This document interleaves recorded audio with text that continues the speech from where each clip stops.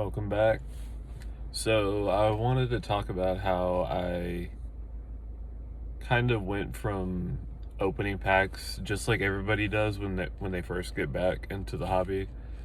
And the first week, me and my wife spent like $1,000 or so going back and forth to Target, and that was when you could still buy product. And I know they had the Rayquaza, the big giant cube looking box. So opened a lot of that, Lost Origin, all that, and then went from that to buying like modern IRs and ARs for really cheap. Well, especially the ARs are like $2-3 a piece. Right when Scarlet and Violet came out, and then I kind of evolved into going more for like artists that I like. I have a Koki Saito and Yukimori binder kind of split in half. And my Yukimori, I actually have the Bruno's Versus Series cards. There's the Hitmontop, Hitmonchan, Hitmonlee, what else? Oh, the Steelix. I don't have the Steelix. I need to get that one. I think there was one. Oh, Machamp. And they're all like near mint. They could possibly 10 if I graded them, but those are like the front page of my Yukimori binder, and kind of my favorite ones because they were obviously exclusive. But and then before the Ditto Yukimori cards started shooting up with the Geodude, Mr. Mime, Charmander, Bulbasaur, Squirtle, Pikachu, I got, I think, all of them just non-hollow, but I actually got the regular Ditto one reverse hollow from Delta Species. I think it was like $15 when I got it like 2 to 3 years ago from my LGS, and I went there recently and he had another one and it was like $60 now or maybe more. And then the Squirtle I didn't have yet, and this was probably like a month ago, and it was just the Squirtle and Charmander I didn't have yet. And he had the Squirtle at like 75 and the Charmander at 70, and it was just crazy that they were like $10 or less a couple years ago, and now everybody's jumping on the Yukimori train. So everything shot up, which is unfortunate, especially for the reverse hollow. But I paid for the Squirtle, and then I traded in some cards and got the Charmander. So I have a decent amount of Yukimori, and then I have a lot of Koki Saito, because before I sold a lot of my bulk, I went through it for the late Sword and Shield and then SV era, and got a bunch of the commons, uncommons, and like reverse hollows out of there for my Saito binder. And my last card show, I got to go through bulk that was like mid-era Delta Species that was a lot of Saito, and I think I picked up like close to 10 cards, added them to the binder. And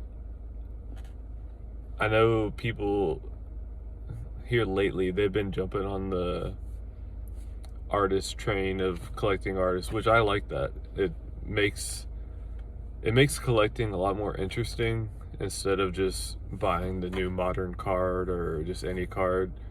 Another one I like a lot is Kawayo. He or she, I don't know if it's a boy or a girl, but did the Reshiram SIR from White Flare, and the Lugia V Alt Art, the Umbreon VMAX Trainer Gallery too. And about that artist, I like the Pokemon, they almost look like they're fading away in like kind of the background. It's hard to describe. It's almost like there's wind coming off of the Pokemon, especially in the Reshiram SIR. And then two of my new favorite ones are Orca and Osade. And Osade did the Tatsugiri IR from Twilight Masquerade, and that's one of my favorite ones from SV. Also did the Lickitung and the Bulbasaur from Stellar Crown. I actually got the Bulbasaur from the, I don't know what kind of deck you call it. It was some kind of deck, like a big rectangular box that had the Bulbasaur. Oh no, that was by Orca, the Bulbasaurs and the Lickitung. But it had the Bulbasaur, Charmander, and the Squirtle. You know, the Charmander from the Obsidian Flames ETB promo, and then the Squirtle and Bulbasaur were Stellar Crown. But they came out in Japanese like a year before Stellar Crown, and almost made me think that they weren't possibly going to come out in English, but usually stuff like that does. But I think it took about a year for them to come out. And I don't have them anymore. I sold them at or traded them at the last card show to get, what did I got the Rayquaza Shining Legend from Call of Legends. And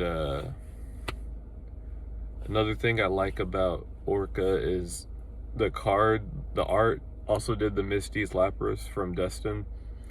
Just like very crisp, kind of anime style. It's hard to describe. I'm not any person to describe art, but I have zero artist skills. I have to draw a stick figure. But also they have like very deep black lines around the Pokemon or the character. They did the Lieutenant Surge SIR, and they did the Tatsugiri and the Durant SIR, the one that has the connecting art. But if you look at their cards, it's a lot of deep lines, especially on their commons and uncommons, deep black lines that outline the Pokemon. And it makes the background colors kind of pop a lot. And so I really like those two new artists. Kawayo has been illustrating since like late Diamond and Pearl, so they've been around for a while. But just wanted to talk about some of the artists that I like and what I collect. And you know, I don't have a bunch of the big cards, but I love sorting through bulk and grabbing the commons and uncommons because they're so cheap. But let me know what you think, what kind of artists you like, and I will see y'all later.